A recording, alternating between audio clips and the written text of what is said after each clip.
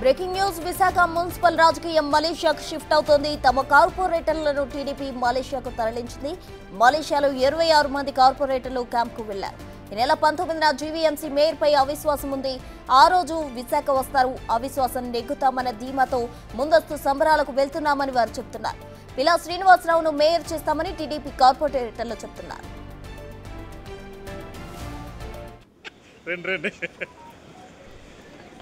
Madam గారు రండి మాట్లాడండి.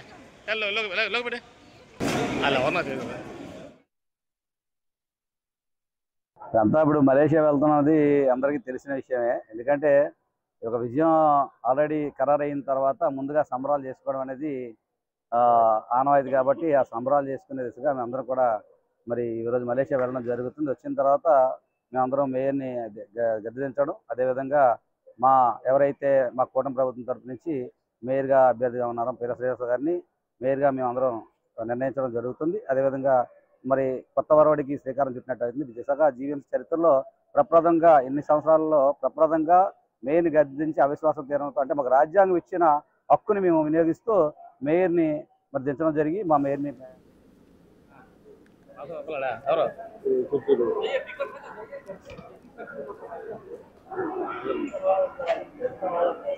సార్ మీరు వెళ్తున్నారా?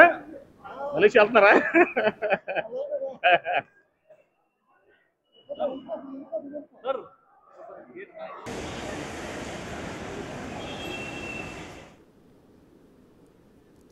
విశాఖ మున్సిపల్ రాజకీయం మలేషియాకు షిఫ్ట్ అవుతుంది.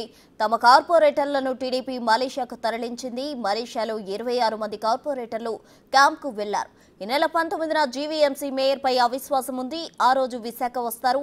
అవిశ్వాసం నెగ్గుతామని ధీమాతో ముందస్తు సంబరాలకు వెళ్తున్నామని వారు చెప్తున్నారు. పిలా శ్రీనివాసరావును మేయర్ చేస్తామని టీడీపీ కార్పొరేటర్లు చెప్తున్నారు.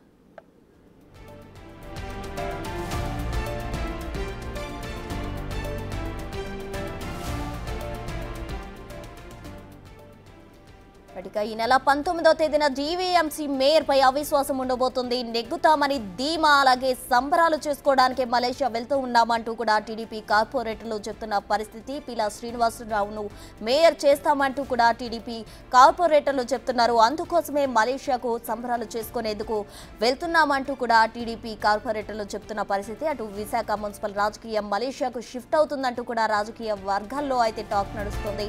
తమ కార్పొరేటర్లను టీడీపీ మలేషియాకు తరలిస్తుంది.